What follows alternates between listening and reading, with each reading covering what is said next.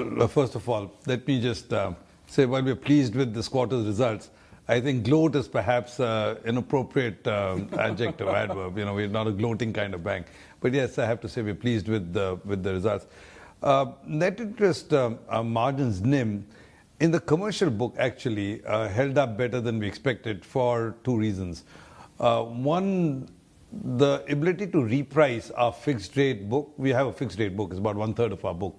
It was better than we expected. We thought we'd get a lift of 160, 170 basis points. It's coming closer to 2%.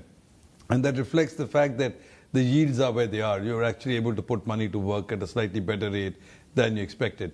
The other was that we obviously modeled for a continued repricing of our deposits and a runoff of our low-cost deposits.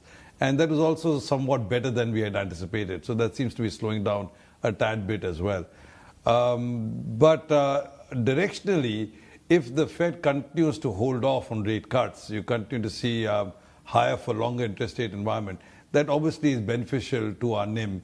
And so you should expect to see better NIM outlook over the next few months if there are no rate cuts at all. Right. How does that change your outlook now that the market seems to be pricing in that the Fed might stay higher for longer? Does that give a little bit more juice in the fruit, that is net interest income, for instance, for DBS at the moment? Or do you think that's going to be quite marginal in terms of possible upside in that side of the business? It depends on how long they keep the rates. For this year, there is some modest uptick, and that's because while we projected 4 or 5 rate cuts, many of the rate cuts were anticipated so late in the year that they didn't really have a material impact on this year's interest rate outlook.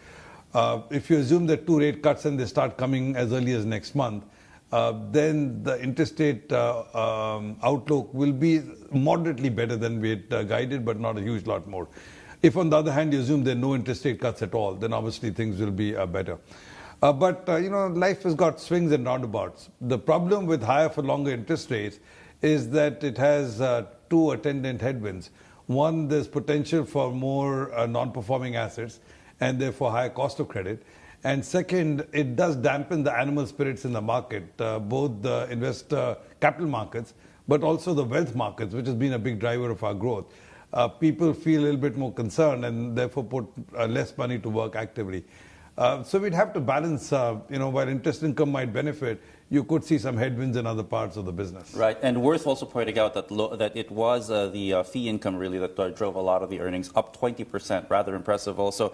I do want to talk about this pause, this timeout that the MAS put DBS on after the IT outages of the fourth quarter. It seems that as of yesterday, they've lifted that, and now you're allowed to go into pursuing new business ventures and also non-core IT-related changes and upgrades. How much does that unshackle DBS, and does that allow DBS to go more aggressively in the market to look at possible acquisitions, possible new collaborations, or is it still that same cautious speed that you're going to go at for the rest of the year, despite this lifting of the pause, for lack of a better term? To be fair, we really had no intentions of doing any large M&As or inorganic acquisitions in the last 6 months. And so you don't really get unshackled if you didn't really have an intention to do too much in that dimension. Where it does give us greater elbow room is in technology. We've been constrained in terms of the technology products we can build, in terms of technology capability that you can put to work. And this does give us the ability to go back and start doing some of that.